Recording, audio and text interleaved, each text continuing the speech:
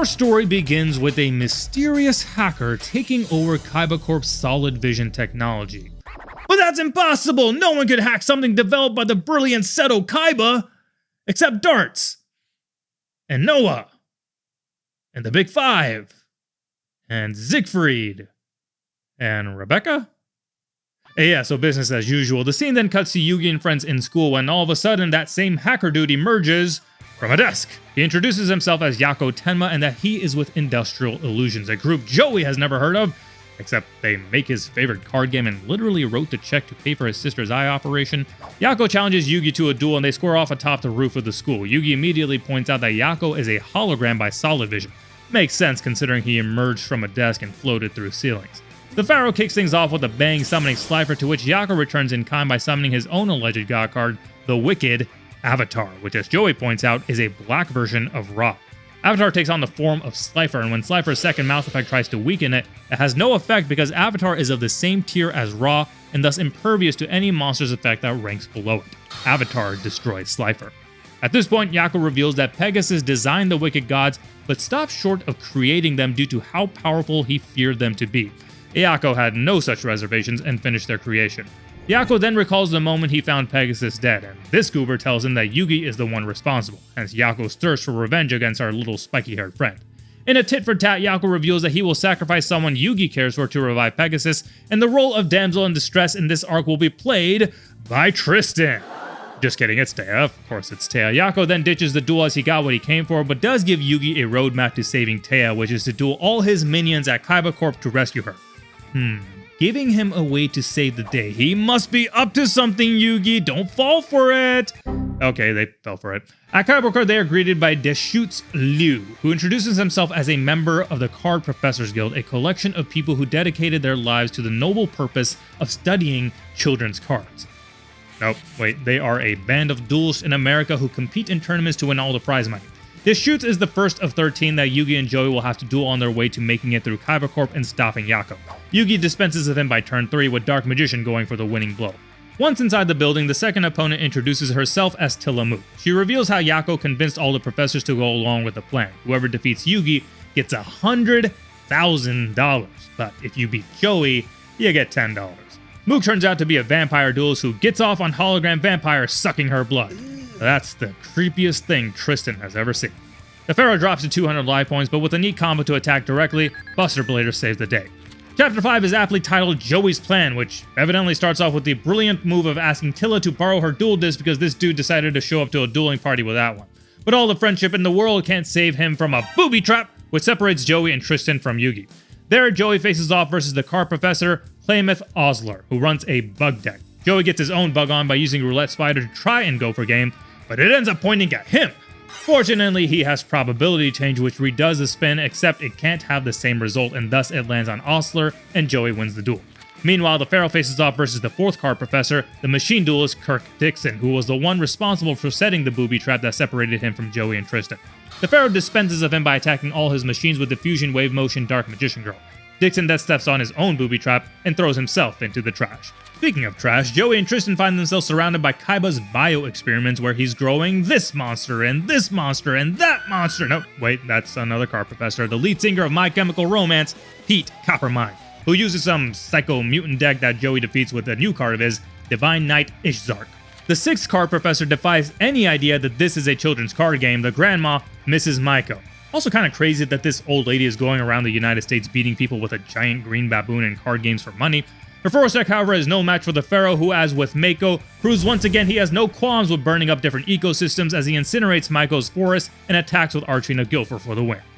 Just about halfway done with the Card Professors, who decides to show up at the head honcho himself, Yako. Yako challenges the Pharaoh once more, shocking the Pharaoh with the powerful ability to summon 2 monsters in one turn. Soon enough, Yako brings out the second of the Wicked Gods, the Wicked Dreadroot resembling Obelisk.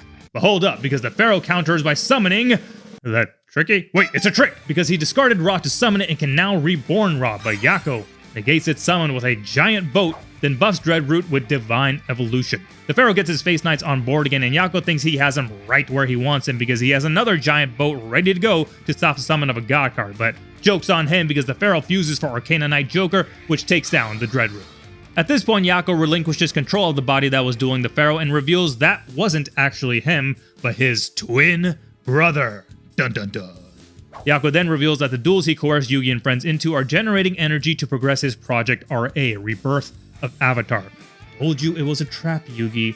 And the Wicked Red Root's energy was enough to separate Téa's soul from her body. His plan? Revive Pegasus in Téa's body. Oh my. Speaking of kinky things, Joey runs into another Corp professor, Mendocino, and threatens to slap him across the face with his deck. His deck, guys, his deck. Slap him across the face with his deck. And that's exactly what he does with Jinzo for the win. But we can't have an arc without Seto Kaiba doing Seto Kaiba things. He flies in from America in his jet, only to be chased by a dragon. So what does he do?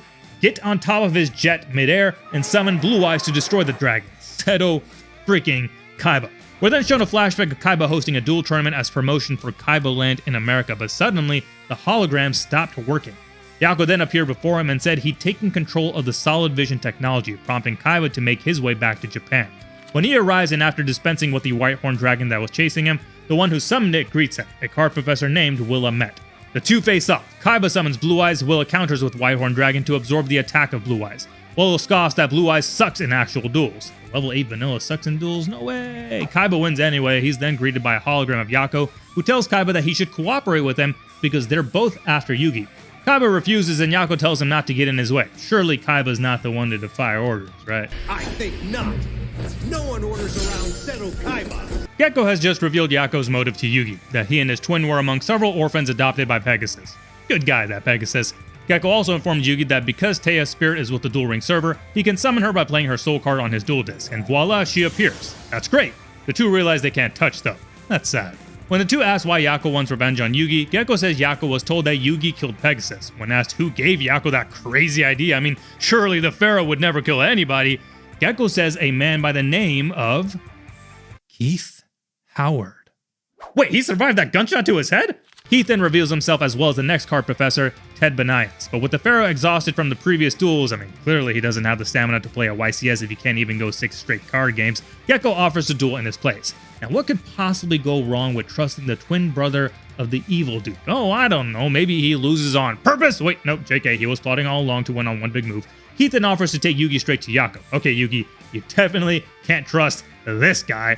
Back to Joey, who runs into the 10th Corp professor, Reiko Kitamori, a seemingly shy girl who doesn't seem all that tough and doesn't know what her own cards do, so basically she's a modern-day pro. In actuality, though, she's playing chess to Joey's checkers. No, seriously, she's got a chess-themed deck that mills through Joey's deck. So Joey turns on the 4D chess and convinces Reiko to abandon her defensive strategy so she can truly experience dueling. It's not exactly end your turn, Sean, but her decision allows Joey to win with Guilty Gear Free. It is, however, all for naught as Reiko reveals that they have hit a dead end down this path. But just when all hope seems lost, a wild Mokuba appears. Oh my god, the shiny Mokuba.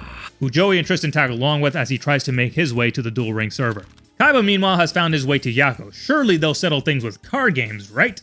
Nope, wait, Kaiba whacks him in the face with the briefcase. What is that, 3 people he hits with the briefcase? Back to Yugi, who is now confronted by the top 2 card professors, Dupree Scott and Richie Merced. We know Richie is the top-ranking one because his black duel disc resembles that he is the top-ranking card professor, akin to a black belt. Now surely these seasoned veterans will settle things over card games.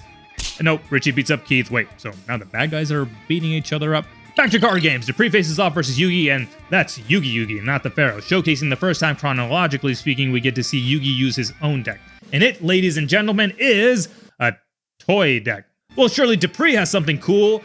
Nope, wait, just aliens. Toys versus aliens. Things look bad for Yugi, but with some encouragement from the Pharaoh, he's able to overcome and win the duel with Toy Magician. Kaiba and Yako have cooled off from flinging briefcases, and Yako explains to him why Pegasus designed the Wicked Gods, which was to keep the Egyptian god cards in check because he feared the latter to be too powerful. Kaiba still doesn't think it'll be enough to help Yako defeat Yugi, so Yako challenges Kaiba to a duel to show off his deck.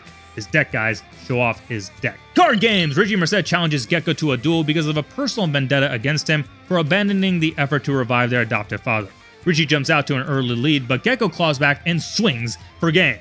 Except Richie counters and wins the duel. Because Gekko was dueling on Yugi's behalf, Yugi can no longer advance through the building, and Téa is doomed. Doomed! Doomed, I tell ya! We flip back to Kaiba's duel with Yako, where Kaiba does Kaiba things and summons 3 Blue Eyes at once. Then Kaiba's it up even more and summons Blue Eyes Ultimate Dragon, but that overextension allows Yako to steal the 3 materials and summon them to his field, which he then uses to bust out the Wicked Avatar. Avatar takes the shape of a Black Blue Eyes Ultimate and takes out the original.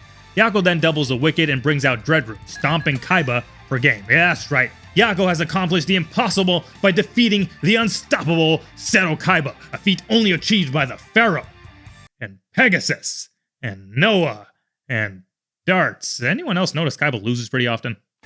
Thanks to their duel, enough dual energy has been generated to separate Téa's soul from her body, allowing Yako to attempt to summon Pegasus. At first, his spirit appears, but it slowly fades away as Kaiba reveals that with Mokuba's help, he has taken back control of the Duel Ring server.